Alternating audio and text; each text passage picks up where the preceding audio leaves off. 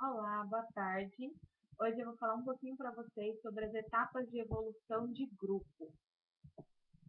As etapas de evolução de grupo.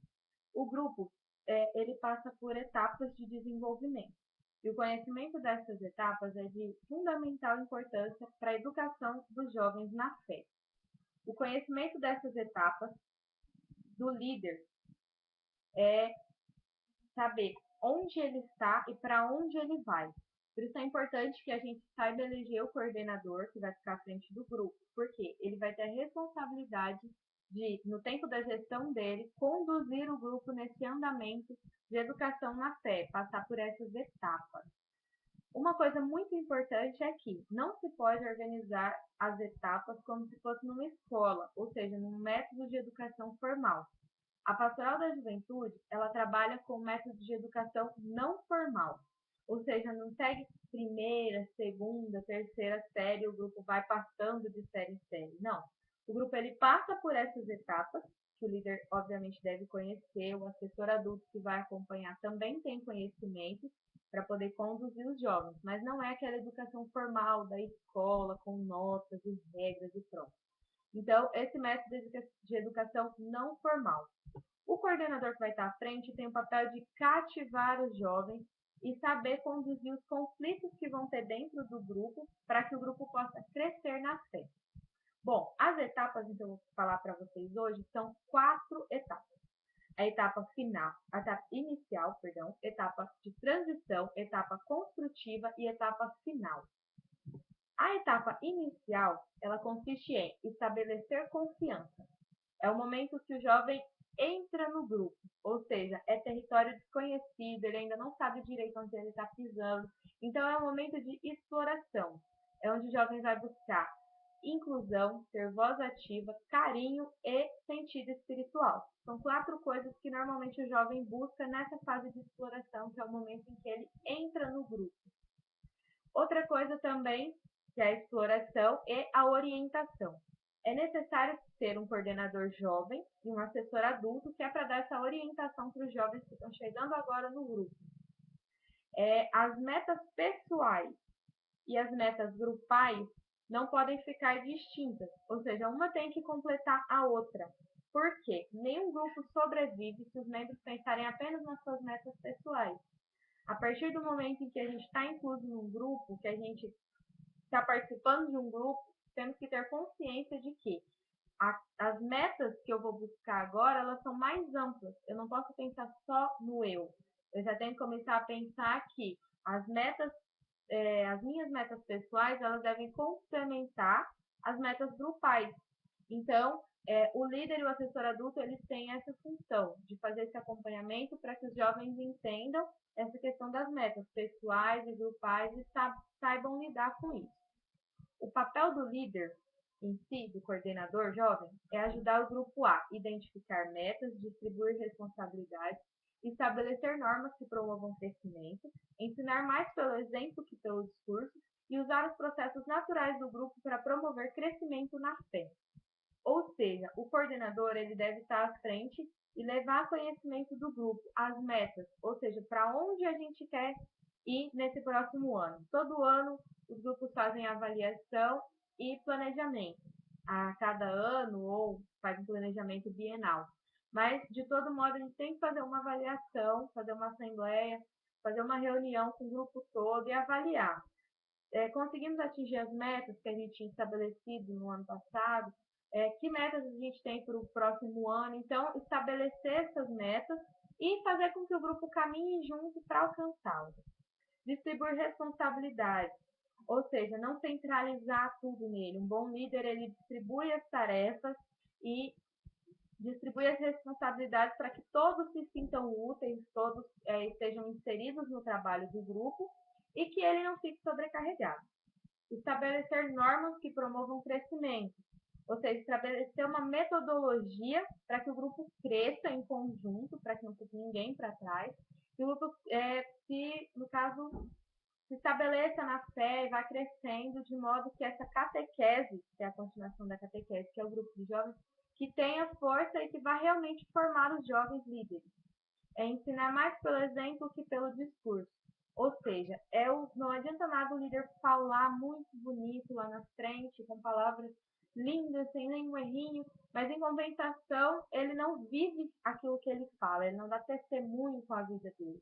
Então, essa questão de ensinar mais pelo exemplo não é aquilo, eu faço o que eu falo e não o que eu faço. O líder ele não pode ser isso, porque a partir do momento que ele está à frente, o jovem que entra vai se espelhar nele. Então é muito importante que ele tenha um exemplo de vida, que ele vivencie tudo que ele fala. Usar os processos naturais do grupo para promover crescimento na fé. Ou seja, o grupo ele vai ter conflitos, vai ter desentendimentos, então o líder ele tem que saber lidar com esses conflitos para que eles promovam o crescimento na fé. A segunda etapa é a etapa de transição, que caracteriza-se pelo medo de arriscar-se, medo da autorrevelação, preocupação com o controle e disputa pelo poder. O grupo ele precisa passar por todas essas etapas para poder iniciar um trabalho produtivo.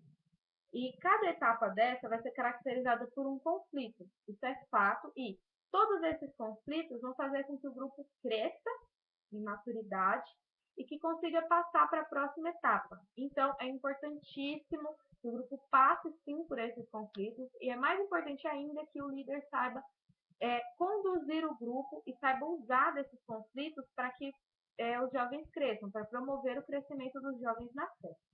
Nessa etapa, o jovem abandona a posição diplomática da etapa anterior, de não se expor, e agora ele precisa se autoafirmar e ter controle e influência no grupo. O conflito ele pode se manifestar de diferentes formas. Um dos exemplos é a panelinha. Essas panelinhas, todo mundo que já passou por grupo de jovens sabe que elas podem ser o fim para o grupo de jovens. Começar com muitas panelinhas, as pessoas vão se sentir excluídas, podem deixar de participar do grupo, por se sentirem excluídas dessas panelinhas. Fora que não dá para conduzir um grupo de jovens com aquele monte de panelinha conversando. Então é importante que o líder ele saiba lidar com essas panelinhas, fazer uma dinâmica que vai desfazendo essas panelinhas aos poucos para que o grupo consiga desenvolver os trabalhos. Se houver resistência nessa quebra das panelinhas, é importante que o líder, o coordenador, ele traga à tona esse problema. Faz uma reunião, a famosa reunião de lavar roupa suja, para que os jovens eles tenham conhecimento de que isso está atrapalhando o grupo. Muitas vezes tem a panelinha e o jovem nem se dá conta de que ele formou uma panelinha. De tão natural que é para ele. Então é importante que o jovem, o coordenador jovem, ele faça esse acompanhamento e faça essa reunião, essa conversa, roda de conversa, para trazer à tona esse problema. E juntos, o grupo todo, vai buscar uma solução para continuar o andamento do grupo, solucionar esse problema. A maneira como o coordenador vai conduzir todos esses conflitos das diferentes etapas é que vai determinar se o grupo continua ou se o grupo morre. Por quê? Como eu disse, a panelinha é apenas um dos exemplos de conflitos, né? Podem haver N conflitos ainda. Então, é importante que saiba conduzir. Por quê? A panelinha, que é o exemplo que eu usei, ela pode tanto ser usada para crescimento, vamos usar como exemplo para a gente adquirir maturidade e crescer, ou ela pode permanecer, apesar do líder tentar desfazer, mas se ele não tiver sucesso, ela pode acabar com o grupo, porque vai excluindo as pessoas aos poucos e começa a atrapalhar mesmo o desenvolvimento do grupo e o grupo pode morrer. E é não só nesse exemplo de conflito, mas nos outros também. Se o líder não souber lidar, não souber conduzir para que todos resolvam o conflito e trabalhem juntos, esse conflito pode sim levar ao fim do grupo de jovens, que é a maior preocupação. Nessa etapa, existe ainda uma resistência quanto à autorrevelação, que pode ser tanto por um fator externo ou por um fator derivado do líder, que pode ser um líder ou autoritário ou com problemas psicológicos. A gente vê muitas vezes o coordenador tem tanta responsabilidade junto ao trabalho, hoje em dia todos os jovens trabalham, estudam e conciliam com as atividades da igreja. Então, muitas vezes o jovem ele não consegue administrar tudo isso, os problemas pessoais começam a refletir no grupo. E isso pode causar o fim do grupo também. Um coordenador que chega e grita e está sempre estressado e não consegue conversar, ele não vai saber lidar com as pessoas, não vai saber lidar com os problemas do grupo.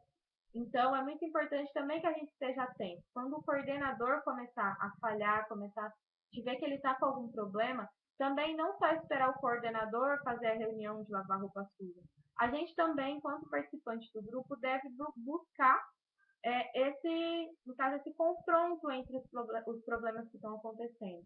Então, buscar também tomar iniciativa de algumas coisas. Se a gente vê que o andamento não está legal, que está acontecendo alguns problemas, chega em outra pessoa da coordenação, expõe o que está acontecendo, as outras pessoas notaram, faz uma reunião e procura também ajudar o coordenador. Não é porque ele está lá à frente que ele também não tem problemas, também não vai passar por alguma tribulação. Então, é importante que a gente busque também ajudar a solucionar esses conflitos. Mais uma vez, como na etapa passada e serão nas outras, é importante saber conduzir os conflitos para que o grupo continue andando. É um desafio que a gente vai ter a cada etapa. A todo momento nas etapas a gente vai enfrentar algumas dificuldades. E esses conflitos que são característicos dos grupos jovens, eles vão estar presentes em todas as etapas. E saber levar, saber passar por esses conflitos de forma construtiva, de forma produtiva, é que vai fazer com que a gente continue, que o grupo continue caminhando. Por fim, agora, depois da primeira, segunda, vem a terceira etapa. Há duas características. O grupo agora ele se torna comunidade. Os jovens assumem de fato um compromisso. Agora, como comunidade, o grupo ele adquire três qualidades, que é a capacidade de autorrevelação, não tem mais aquele medo que tinha de falar, de expor a sua opinião. Nesse momento ele já tem essa capacidade de autorrevelação, de se expor. A capacidade de confrontar-se de modo construtivo e produtivo, ou seja, eu já não tenho mais medo de confrontar a opinião do meu amigo, que está lá no grupo de jovens. Então, ele fala uma coisa, eu discordo, eu vou dar a minha opinião. Mas de modo que eu não vou também dar a minha opinião de forma ríspida. Eu vou saber conversar. Nessa fase construtiva, já tem essa liberdade, já tem mais essa confiança, esse ambiente de liberdade para falar uns com os outros. E é lógico, quando eu confronto, eu dou minha opinião, eu já tenho também, como característica dessa etapa do grupo, a possibilidade de receber um feedback. Porque assim como eu tenho liberdade para falar, também os meus colegas do grupo têm liberdade para falar comigo. Então, eles vão dar uma contraproposta, digamos assim. Eles vão me dar um feedback, essa realimentação sobre o que eu falei. Nesses grupos, como eu disse, já existe um ambiente de confiança. Os jovens eles não precisam mais usar máscaras, não precisam mais ficar retraídos. Eles já têm liberdade para falar com todo mundo, para expor a sua opinião, para falar tudo que vem à cabeça, porque eles sabem que não vão machucar o amigo que está ali. Eles já têm essa consciência de que o que eles falar vai ser recebido de coração aberto, assim como o que as pessoas disserem para mim vai ser recebido de coração aberto, eu vou levar como uma crítica construtiva, um elogio. Então, já tem esse ambiente de confiança, essa liberdade para conversar. Nessa etapa, é uma etapa muito gostosa do grupo de jovens. Por quê?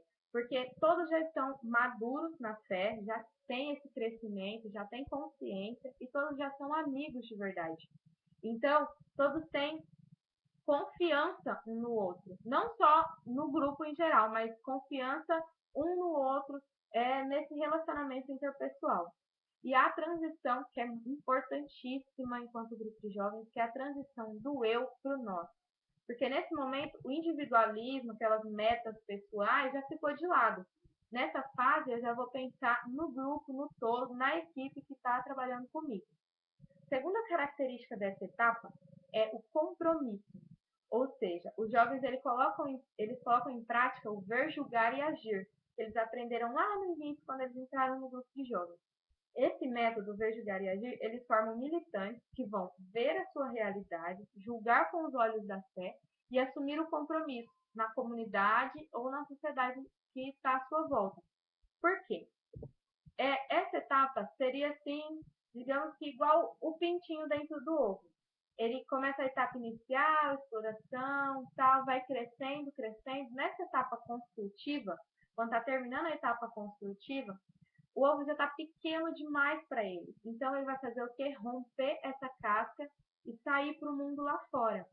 Então, é como se a gente estivesse chocando vários ovos no grupo de jovens. A partir do momento que eu vejo que começou a romper a casca, é o momento que vai ser a maior satisfação. Porque o grupo, ele de fato está dando frutos e eu cumpri o meu papel, cumpri o meu trabalho de líder de coordenador.